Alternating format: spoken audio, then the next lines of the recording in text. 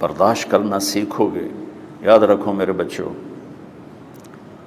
اگر آپ صبر سیکھ گئے تو کوئی آپ کو پکڑ نہیں سکے گا۔ یہ جو ریسنگ گاڑیاں ہوتی ہیں نا، فراری اور مختلف ان کے نام ہیں، مشہور فراری ہے، اٹلی میں بنتی ہے، لیمبرگینی، یہ دونوں بنتی ہیں وہاں اٹلی میں، اور اس میں جو آدمی جا رہا ہو اس کے لیے سپیڈ لمٹ کی قید کوئی نہیں، ورنہ سب گاڑیوں پہ 120 کلومیٹر پر کے اوپر جائیں گے تو جرمانہ ہوگا، لیکن جو آدمی لیمبرگینی میں جا رہا ہے یا فراری میں جا رہا ہے اس کے لیے کوئی جرمانہ نہیں، چونکہ وہ یوں کرو تو 1 سیکنڈ میں وہ 120 پہ چلی جاتی، صرف اتنا کرنے سے شو ایسے جاتی ہیں۔ تو میں آپ کو ایک لیمبرگینی دینا چاہتا ہوں، فراری 8 کروڑ کی ہے، فراری 8 کروڑ کی گاڑی ہے فراری۔ کئی دفعہ وہاں جب جاتا ہوں تو کوئی نہ کوئی بٹھا دیتا ہے، یہ آپ کو ذرا سیر کرائیں، وہ ہمارے کو تو شوق کی کوئی چیز ہے نہیں، وہ نوجوانوں کے شوق کی چیز ہے۔ تو 8 کروڑ کی گاڑی ہے، میں مفت آپ کو دے رہا ہوں، وہ ہے صبر۔ آخرت کے سفر میں اگر تیز چلنا چاہتے اور سب سے آگے نکلنا چاہتے ہو تو صبر کی فراری پہ سوار ہو جاؤ، تمہیں کوئی پکڑ نہیں سکے گا، تمہارے کوئی قریب بھی نہیں آ سکے، کہ دنیا میں صبر کرنے والوں کا قحط آ گیا ہے۔ بڑے بڑے علماء ہیں اخلاق سے خالی، بڑے بڑے علماء ہیں صبر جانتے ہی نہیں، اور پورا معاشرہ سر علماء، تم کل کے علماء ہو اس لیے علماء کی بات کر رہا ہوں، ورنہ پورا معاشرہ میرے بچوں صبر سے خالی ہے۔ تم سیکھو۔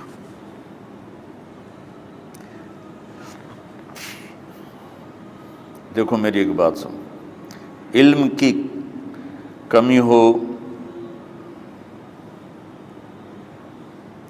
تو اچھے اخلاق اس کو چھپا دیتے ہیں، اخلاق کی کمی ہو تو بڑے سے بڑا علم بھی اسے چھپا نہیں سکتا۔ سارے عیب ہوں اور اخلاق اچھے ہوں تو اخلاق وہ چادر ہے جس میں سارے عیب چھپ جائیں گے، اور ساری صفتیں ہوں اور بد اخلاق ہو تو ہر صفت کو بد اخلاقی چھپا دے گی۔ میرے نبی نے نماز لمبی پڑھی، اللہ نے روک دیا، کہا نہیں چاہیے، ما انزلنا علیک القرآن لتشقی، مختصر نماز پڑھیں، درمیانی نماز پڑھیں، پیسہ سارا خرچ کر دے، اللہ نے روک دیا، ولا تبسطھا کل البسط، میرے نبی سارا خرچ نہ کرو، کچھ بچا کے بھی رکھو۔ تبلیغ میں اپنی جان کھپائی، اللہ نے اس سے بھی روک دیا، فلا تذهب نفسک علیہم حسرات، تبلیغ کرو خود نہ مر جاؤ۔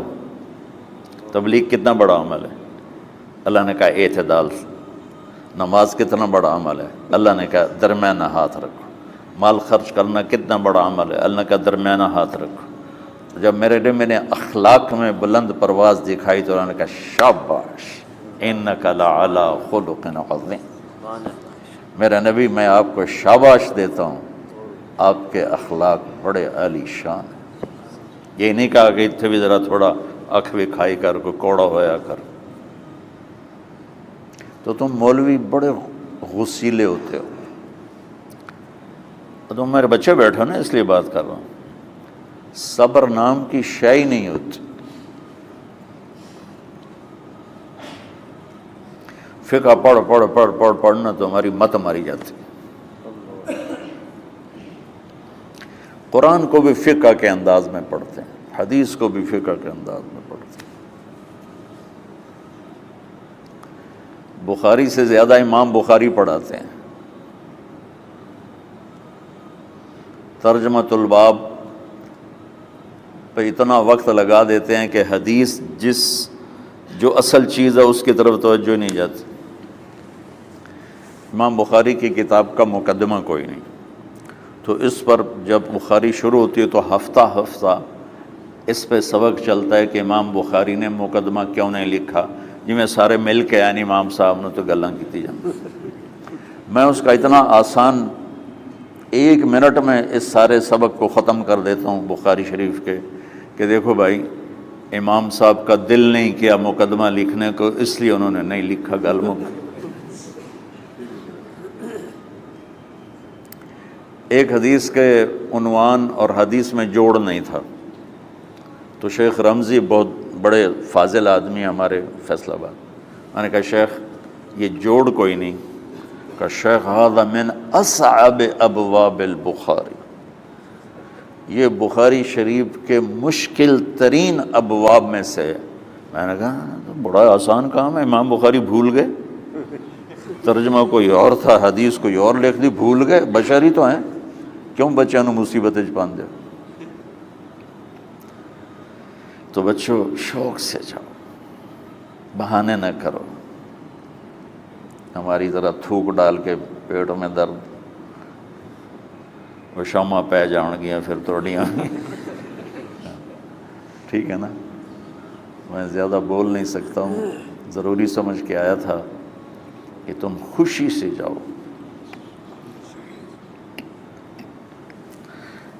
پھر اس میں جو ناگواری آئے گی اسے برداشت کرو گے تو پھر آپ کا صبر بڑھے گا۔ تو میں صرف میری شہرت نظر آتی ہے،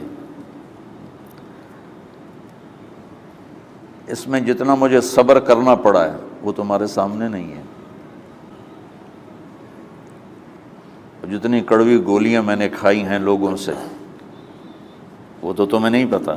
اب تمہیں اتنا نظر آتا ہے کہ واہ واہ ہو رہی ہے آگے پیچھے لوگ، میرے اللہ کا کرم ہے، میری کیا اوقات، آج ہوں کل مر جاؤں گا، اولاد کو بھی یاد نہیں رہے گا کہ طارق جمیل کون تھا۔ جو ہے اس میرے رب کا کرم ہے، مجھے اپنی شہرت سے کبھی دھوکہ نہیں لگا۔ تو میرے بچوں اس لیے بتا رہا ہوں، کوئی فخر نہیں، کہ مجھے اپنی شہرت سے کوئی دھوکہ نہیں، ایک لمحے کے لیے بھی مجھے دھوکہ نہیں۔ میرے دل کی گہرائیوں یہ بات اتری کہ سب میرے اللہ کا فضل ہے، اور برائی کرنے والا اور اچھائی کرنے والا میری نظر میں برابر ہو گیا ہے۔ برابر ہونے کا مطلب پہلے سمجھو، تو مجھے گالی دو گے مجھے تکلیف ہوگی، تو میری تعریف کرو گے مجھے خوشی ہوگی، اس کو برابری نہیں کہتے، وہ تو ایک طبعی چیز ہے۔ یہ میں نے ہاتھ پہ اپنا ہی ہاتھ مارا تو اس کو درد ہو رہا۔ تو اگر میں مولوی شوکت صاحب سے بدتمیزی سے بات کروں گا تو ان کو تکلیف ہوگی، اور میں ان کی قربانیاں بیان کروں گا۔ یہ ذرا کھڑے ہو نا، ادھر ہاتھ دو، یہ اس سارے نقشے کے بانی ہیں، یہ پہلی اینٹ ہے۔ یہ 3000 روپے اس وقت لے رہے تھے 1985 میں 86 میں کراچی،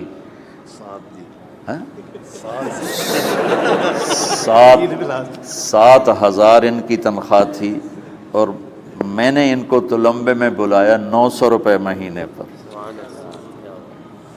کتنا فرق ہے 7,000 اور 900 کا؟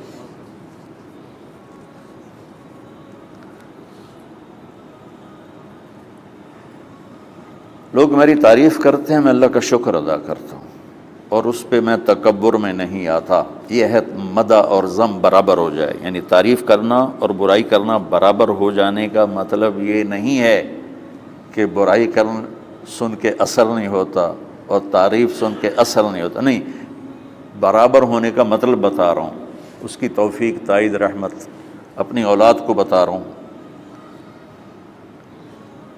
کوئی میری تعریف کرتا ہے میں اللہ کا شکر ادا کرتا ہوں اور اپنے آپ کو بھولتا نہیں ہوں، کوئی میری برائی کرتا ہے تو میرے دل میں اس کے لیے کوئی منفی جذبہ نہیں پیدا ہوتا۔